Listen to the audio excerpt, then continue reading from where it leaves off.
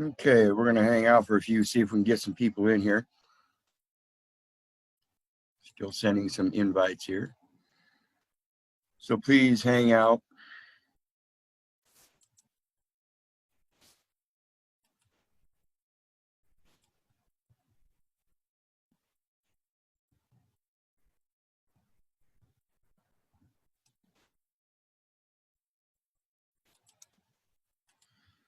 And we will have some people here shortly, I hope.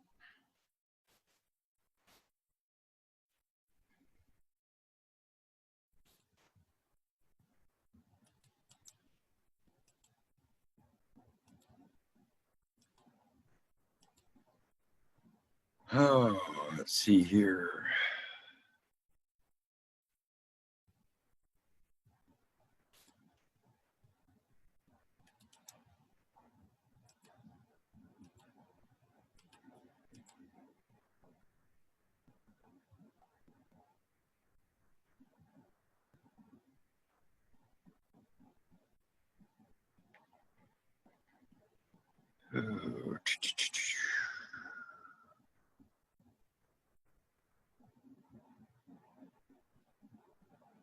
Okay.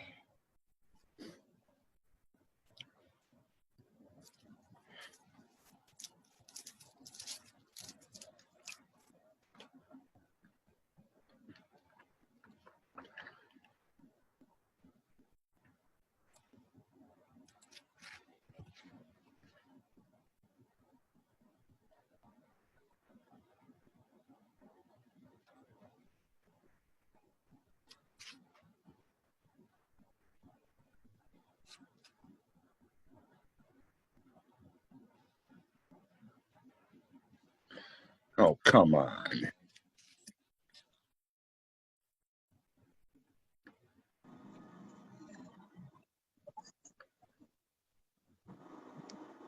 Good day, good day. Hey, how you doing, brother?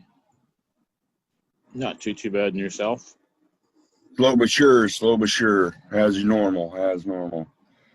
We'll go over this motor driver license thing for people again because they're just not getting it. Most people don't realize that's a commercial transaction of performing a function of public office. Yeah. And they think that they have to have a driver license. Well, it puts you under their wing, eh? Yeah. Anything they can convince you of. And if you want to listen to them, then listen to them. But if you don't want to listen to somebody that can explain the truth, then that's because you're willing to listen to the lies. Well, they're conditioned for it. Yeah. Everyone's conditioned for it. Yeah, that's the way we're raised. We're raised to think that other people know better because we don't yet. We haven't done the research. They're telling us something, so we better listen to them because they've obviously done their research already where we haven't. That's not the way it works, folks. We all grew up to their authority, right? Yep. And we have to realize, it's like when I had that confrontation with my mom and she tried telling me at 50 years old that the police are my authority. Well, gee, when did I sign that document? I remember signing the adoption papers saying you were my authority when I was 10. But then, as far as I know, everybody taught me that when I was 18, I was going to get kicked out of that home and I was going to have to live on my own. And sure as shit, that's what you did, Mom. You told me to get the hell out. There was an age limit. Yeah. Yeah. Well, Hey, there isn't even an age limit. How do we, Well, maybe you could foresee that. yeah, you know, how do we come to believe this BS? And so I want to point out to some people, and I've done this video before, and I still have people tagging me and posts about people that are having problem with driving issues. And when I tell them they need to rescind the license, they tell me, well, I can't. I got a motor vehicle, and it's actually considered a motor vehicle for a construction job. Yeah. It doesn't make sense. So I wanted to go over No. and do this thing step by step in regards to what we're looking at. And everything they do when we're talking about, and greetings, other folks that have joined since, when we're talking about this driver's license and everything, it's all for transportation, going from point A to point B, and the assumption is that you are taking something that you acquisitioned from point A to point B and delivering it or depositing it. You are acquiring something and taking it somewhere else, and that is a transaction in commerce known as import or export. And let me get my screen share up here. And all of your import and export is for tax purposes. Yes. Let Gotta me pay the taxes. let me get this here.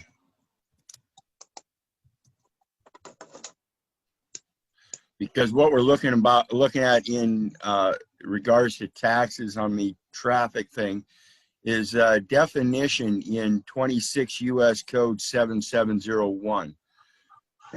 Tom, you're up in Canada, but this is same operation that they use up there. Oh yeah. It might be different wording, but it's the same operation. Yeah. In regards to tickets and stuff. Well, it's a And when we go down commercial operation. section H, and it's like 3/4 of the way down. This is Title 26, Section 7701 is definitions of the IRS code, and so it's a long code, and you have to go down about 3/4 of the page to find this.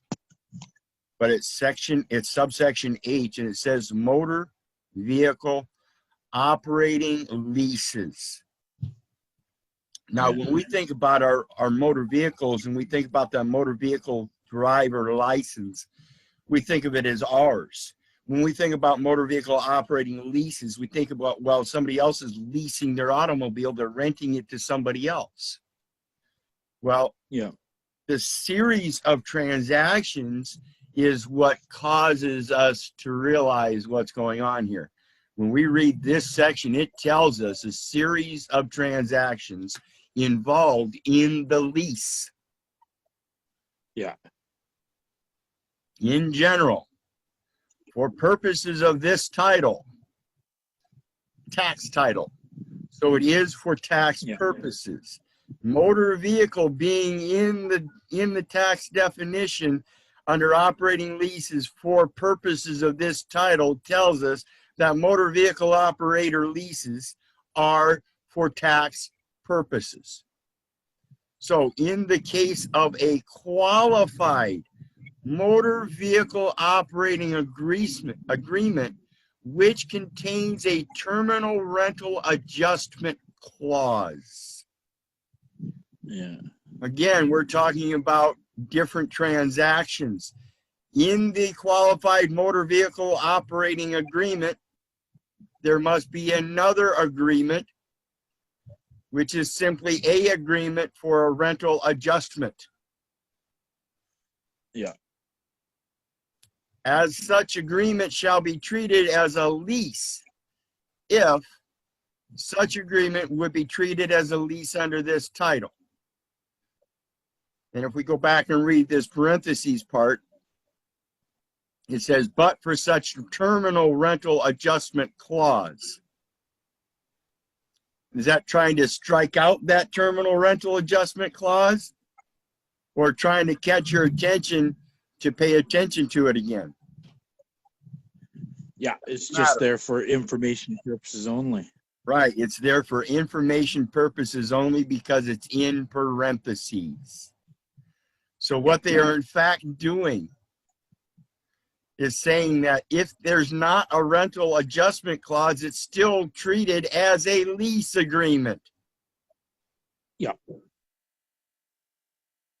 The lessee shall not be treated as the owner of the property subject to an agreement during any period such agreement is in effect. So even if the person that is leasing it doesn't realize they're leasing it, it's still treated as a lease. And the owner is not to be treated as the owner of the property. Yeah, the state owns it. The state owns it. The lessee shall not be treated as the owner of the property subject to an agreement, because now the lessor, the state, is considered to be the owner and is leasing it to the lessee. Very simple wording here. The qualified motor vehicle operating agreement. Agreement. Notice this is not motor vehicle operating lease. This is a qualified motor vehicle operating agreement within a series of transactions known as the motor vehicle operating lease. For purposes of this subsection, in general, the term qualified motor vehicle operating agreement means any agreement with respect to a motor vehicle.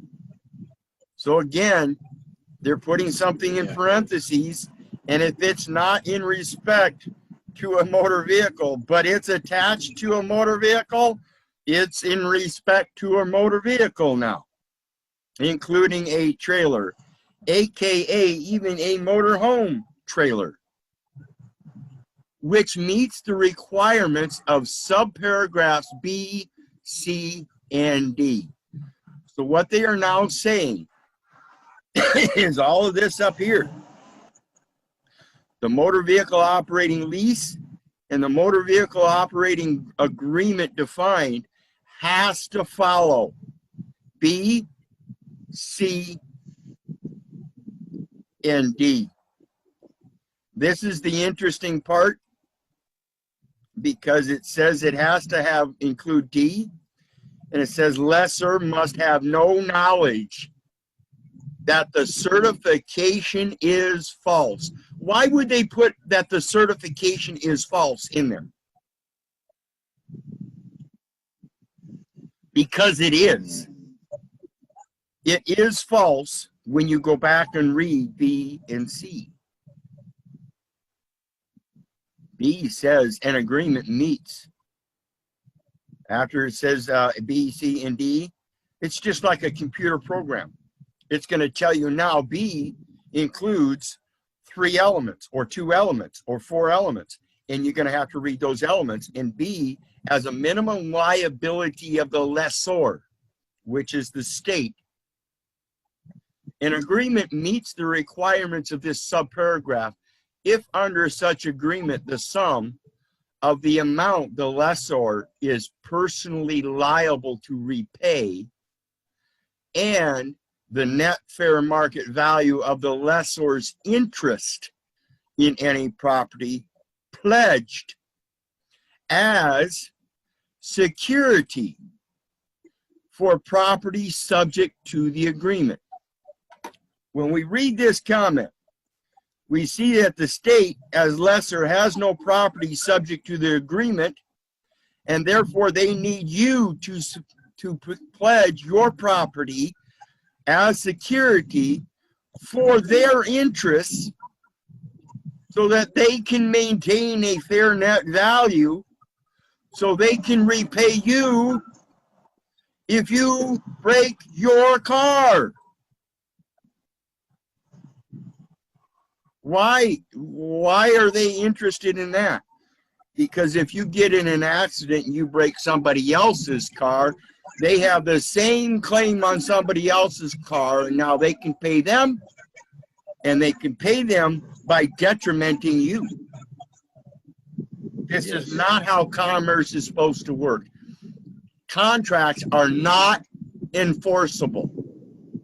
Contracts work on equal consideration and equal benefit. If there comes detriment, it is to be shared equally with the parties in the contract. Yeah.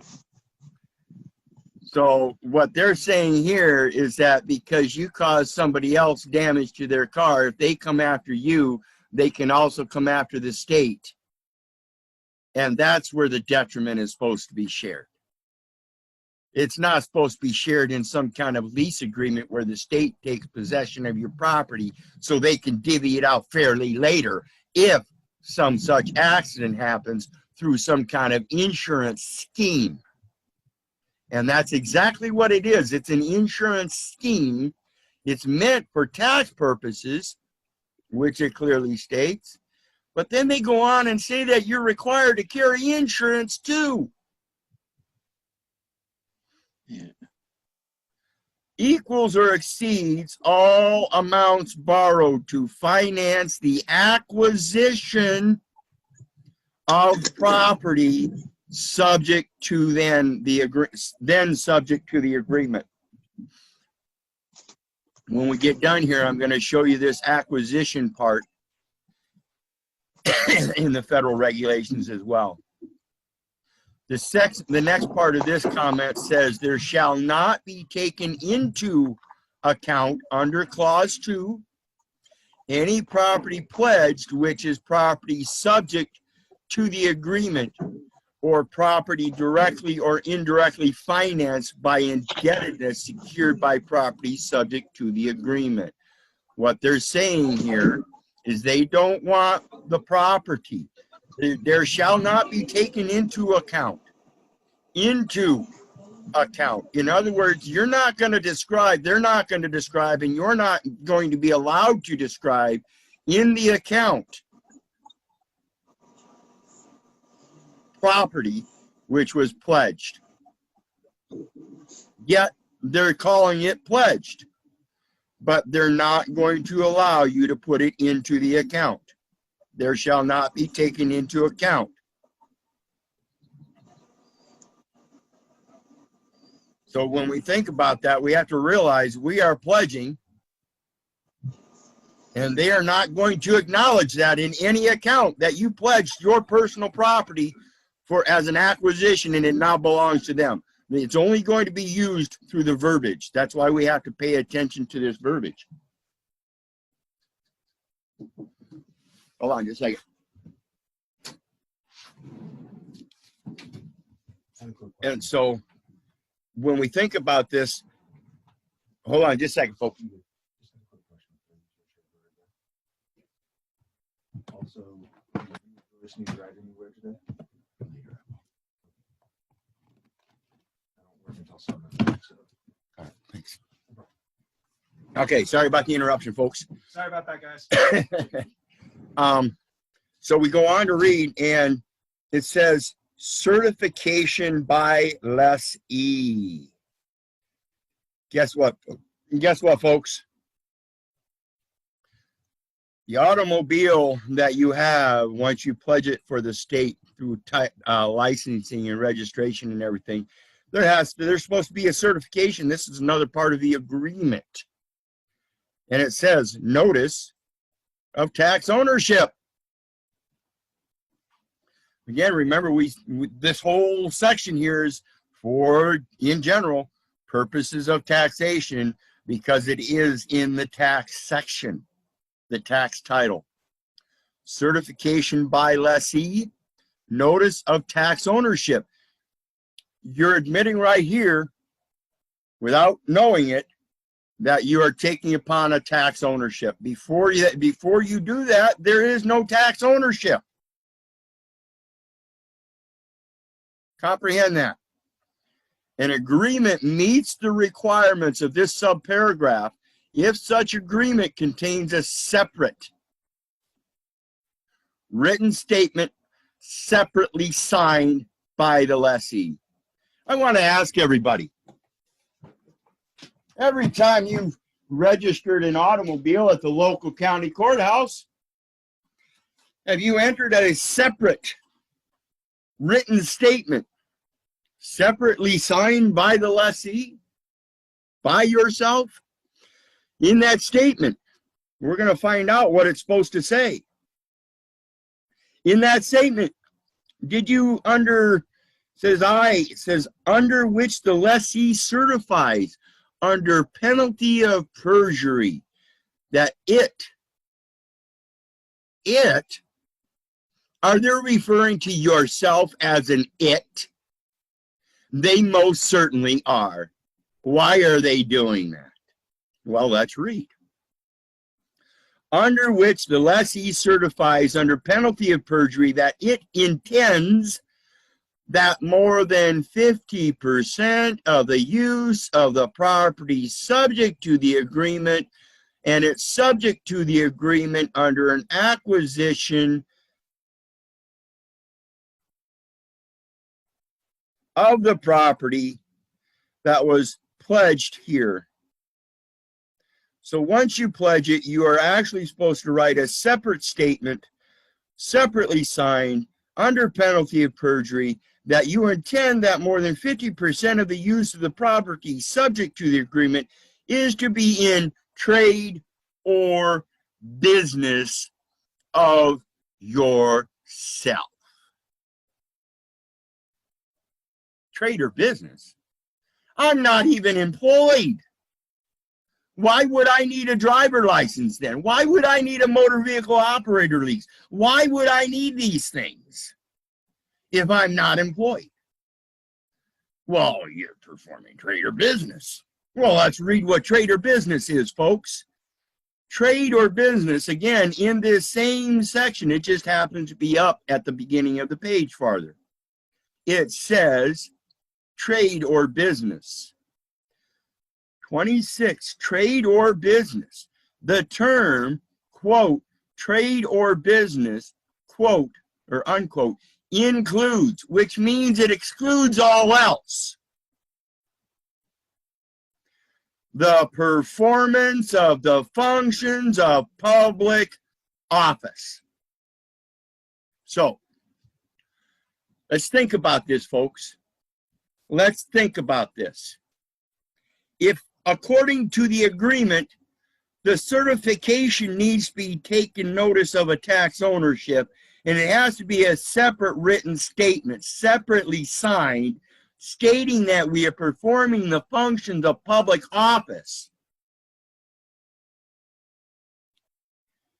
Have you first taken an oath of office in order to then be able to make a separate statement, separately signed?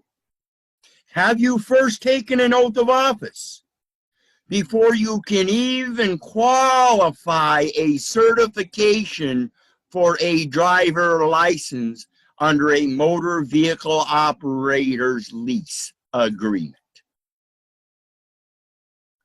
No, that is an impossibility. They cannot enforce an impossibility. You people need to quit being afraid when these people tell you you are required to have a driver license and just dumbly point out the impossibility in their own verbiage, in their own codes, that is simple and succinct. Notice, people, these are not high technological terms. It is one word after another, and they are very easily read. Now, the second part of that same statement that says we're supposed to be making a statement professing our agreement to be in trade or business says, which clearly and legibly states that the lessee has been advised that it will not be treated as the owner of the property and the property subject to the agreement for federal income tax purposes. Oops. Oops. Oops. Federal income tax purposes. It's not for transportation. It's not for humanity. It's not for the good of your neighbor. It's not so you can order pizza. It's for federal income tax purposes. Period. Nothing else. Then it goes on and says D. The lessor must have no knowledge that the certification is false. Now, remember this first part wherein it said for the purposes of this title, in the case of a qualified motor vehicle operating lease agreement which contains a terminal rental adjustment clause, it says A, such agreement shall be treated as a lease if, and then in parentheses, but for such terminal rental adjustment clause. That's where they're saying, well, if it's missing, we'll just assume that they know what they're doing. So if you don't provide this statement under penalty of perjury, it's all an assumption. All you have to do under D, it says lessor must have no knowledge that certification is false. Well, how do I prove that the certification is false? I write a certification. Certification? Well, in this sense, they could determine it to be a certification, but you're writing down that you are not the lessee, you are not the lessor. There is no tax ownership on private property. I do not perform the functions of public office. I do not have an oath of public office. Therefore, I cannot comply with any kind of licensing. It is an impossibility. Stamp that bitch. They have no proof on and for any record that any of it applies to you. It is all an assumption. Get over it. Break the assumption. Write them a little note. I don't perform the functions of public office. I am not qualified. I've never made any such statement. Certification is false. Here's your notice of liability. If your nice policy officers insist on pulling me over in the performance of private duties under my savior, then they might be needing a commercial venue to take care of their little dirty diapers. None of this applies to you unless you yourself have sat down and made a handwritten statement. Nobody else can do that for you.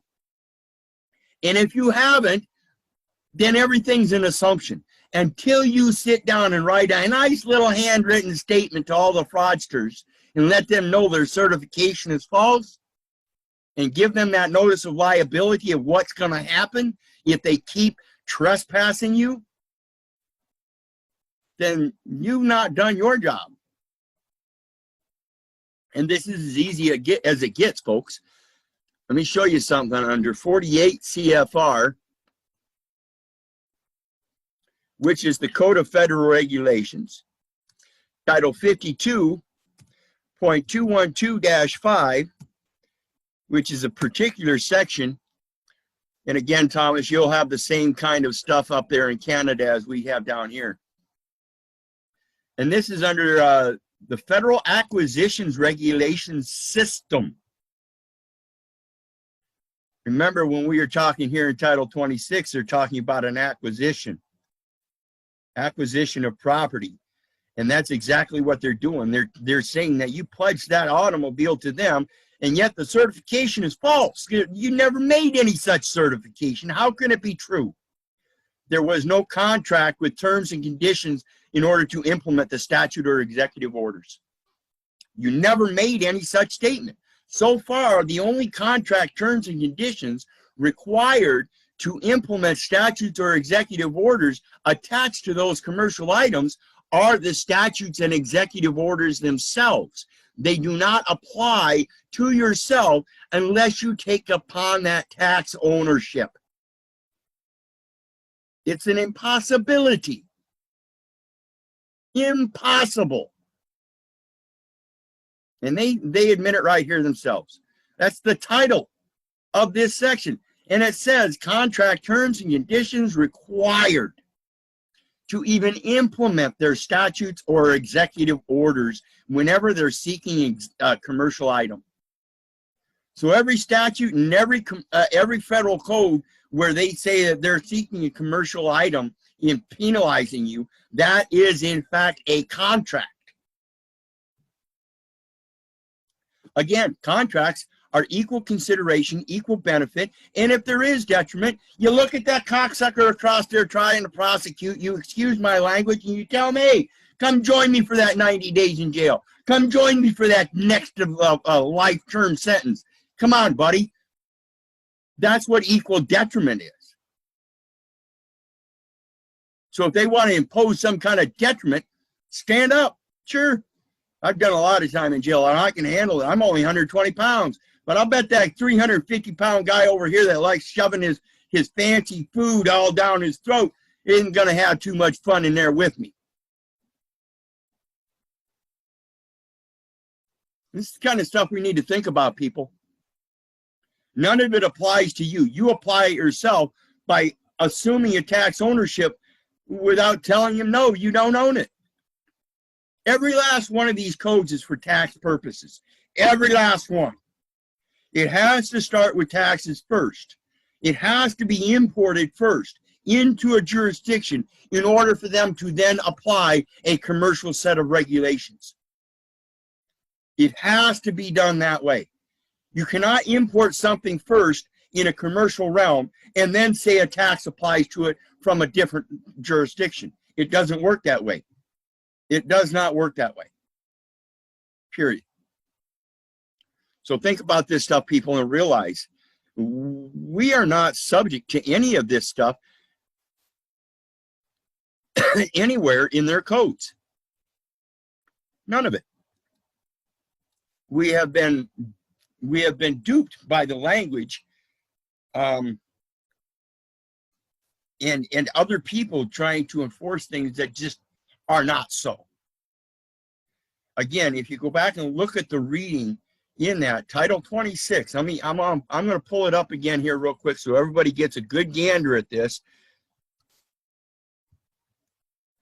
Everybody, here, let me do my screen share first so everybody can watch me pulling this up.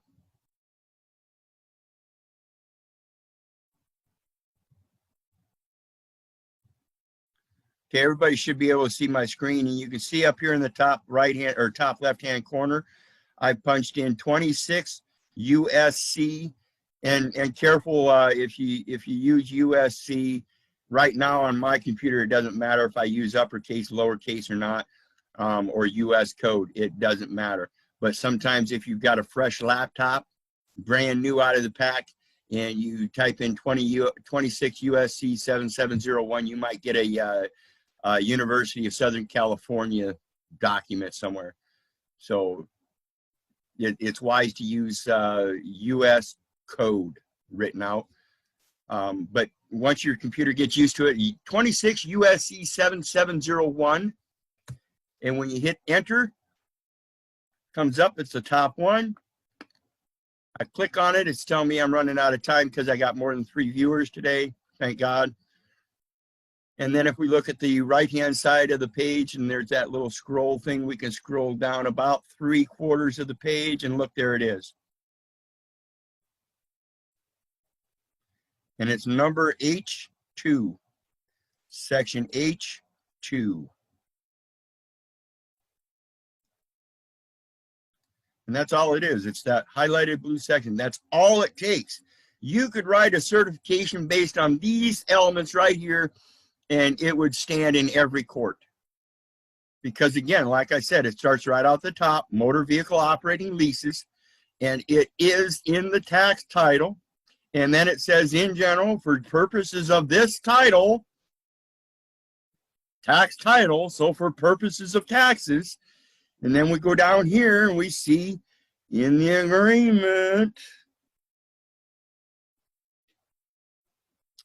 for federal tax purposes, federal income tax purposes. Income. That means you are actually a federal agent. You make money being a federal agent.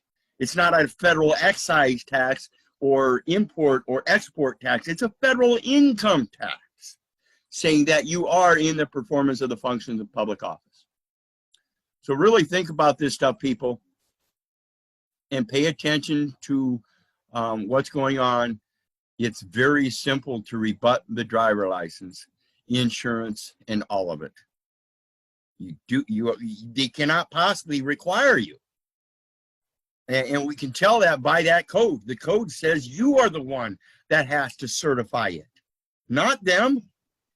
Who the hell, where the hell did this certificate of title come from if you're the one that's certifying it and the state gives you the certificate of title? Where's the certificate? Where's the original certificate? There is none. There's not a certificate. It's false. You did not provide it. How could the state then say they have a certificate or a title if you did not provide them with the statement stating so? It's an impossibility, people.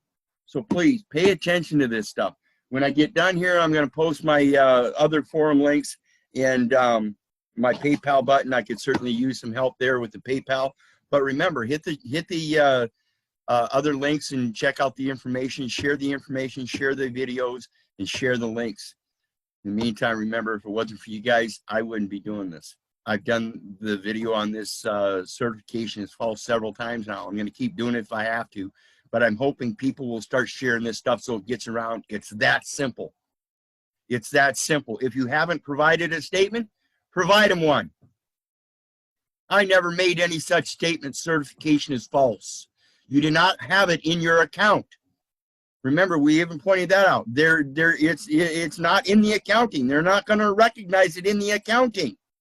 Even if you make that handwritten statement, they are not going to recognize it in the accounting. Even if you are a public official, have taken an oath of office, and have taken that oath, you have to submit this statement separately. And it is not going to show in the record. So think about this stuff, people. Again, when I get done, I'm going to post all my forum links and stuff. Please hit that PayPal button, but most assuredly, hit the share button and share all the information and all the videos. In the meantime, remember, folks, if it wasn't for you, I wouldn't be doing this. God bless y'all. Love you. Have a great day. Bye. Thanks. Bet. Anytime.